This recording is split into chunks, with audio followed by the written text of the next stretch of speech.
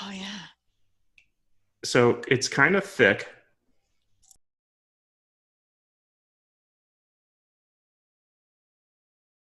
We're literally the only company that I know of in the world that has truly 100% hand filleted, unfiltered, raw. We keep it frozen, aloe vera gel, and we ship it all over the United States and Canada and other countries, but mostly United States and Mm-hmm. Canada.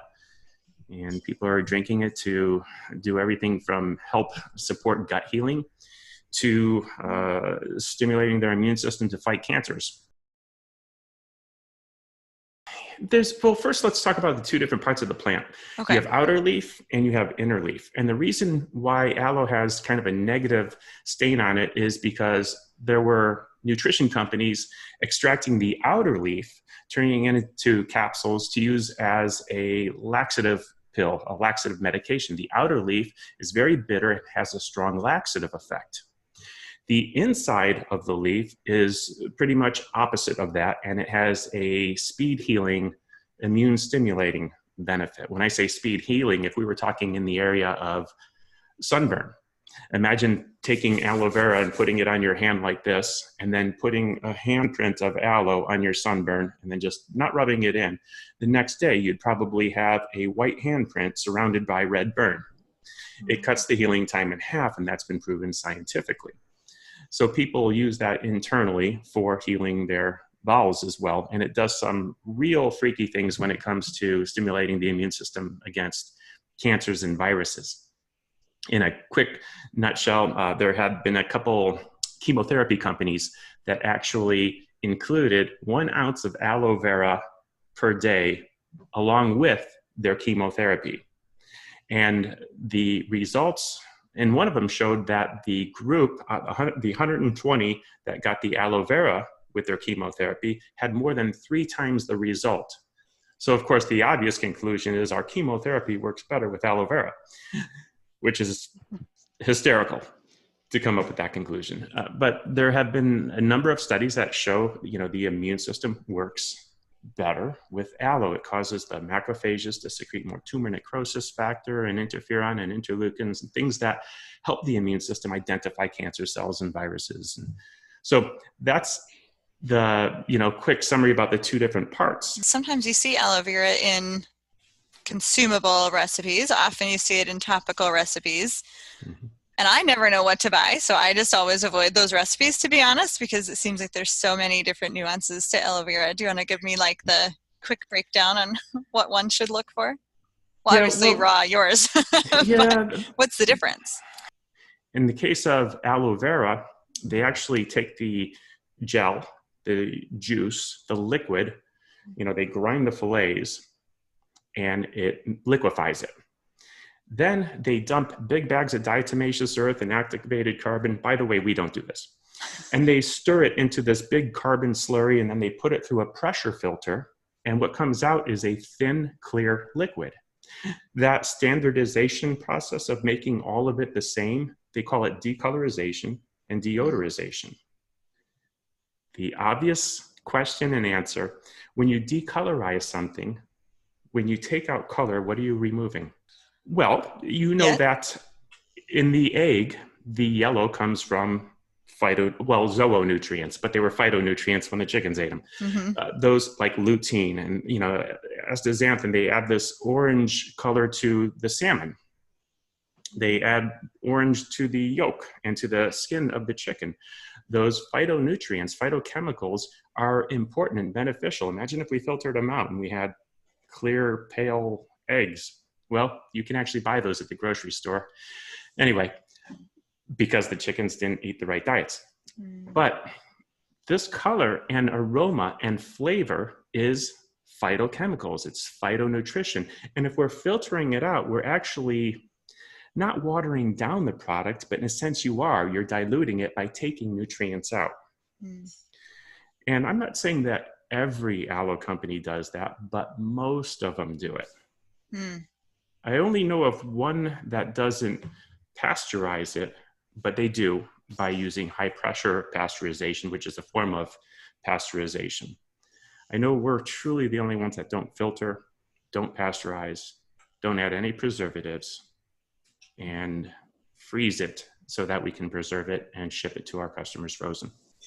Okay. And so then what is its consistency? Is it a liquid, or I can't even imagine. I love the fact that you asked. Can I show you? Sure. Because I happen to have some in my refrigerator. You couldn't imagine me actually not having aloe in my home, right? So seems like your thing. It's kind of snotty. It has the consistency of, well, it's gelatinous, but you hear that? Oh, yeah. Okay, so yeah, it's not like water, and we haven't added anything. You can actually purchase aloe vera gels from the store, and one thing you'll notice is they'll often have something like carrageenan added as a thickener. Oh, yeah. So it's kind of thick.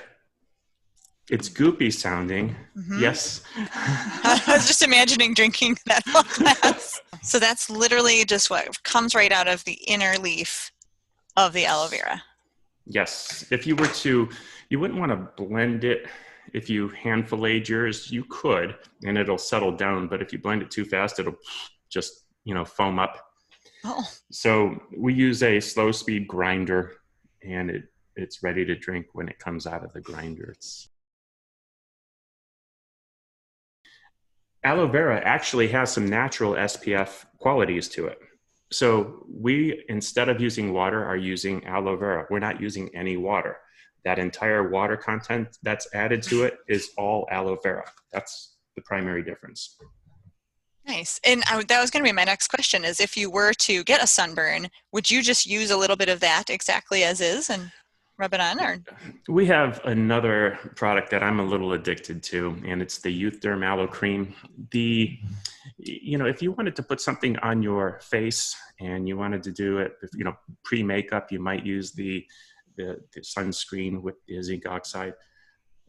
But I like the Youth Derm Aloe Cream, which is a lot of aloe vera emulsified in coconut oil. And a few other things, mostly fractionated coconut oils. But it is wonderful.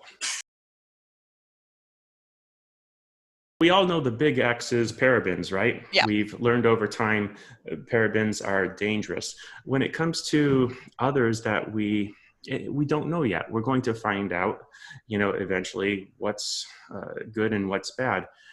But there are things that sort of naturally preserve that you can eat.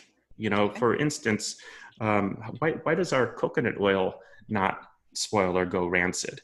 Right. Well, the medium chain triglycerides, less double bonds, they're not going to, hydrogenate, and they're not going to make trans, and they're more stable, and they kind of have their natural antimicrobial properties. So as we start looking at things such as that, what oils last longer, what foods last longer.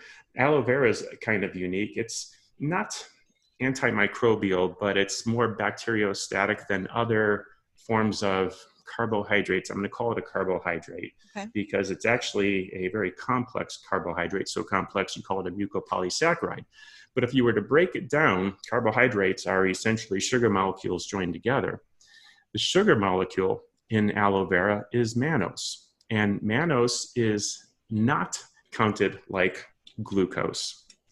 It metabolizes very differently. In fact, when cancer cells latch onto it, they actually can't digest it and can't release it, which makes them kind of starve because, with their mouths full of mannose, they can't eat the glucose.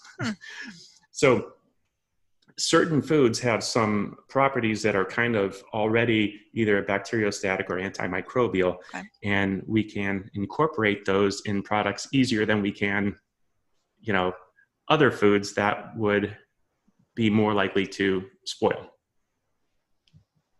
Okay, so then, if you're working with coconut oil and aloe vera, you probably don't even need any other preservatives? No, we still do. Okay. Or keeping, in the case of the food, product, keeping it frozen and recommending up to so much time out of the refrigerator. We are working with the industry standards, checking our dirty lists and making sure we don't use anything that are ban that we've already learned about that are Right. too strong and dangerous. And then when we choose the ones that are seen as friendly, we use them in the smallest amounts possible. People are drinking it to do everything from help support gut healing to stimulating their immune system to fight cancers. And it has a speed healing, immune stimulating benefit. It cuts the healing time in half. So people use that internally for healing their bowels as well. There have been a number of studies that show, the immune system works better with aloe. Aloe vera actually has some natural SPF qualities to it.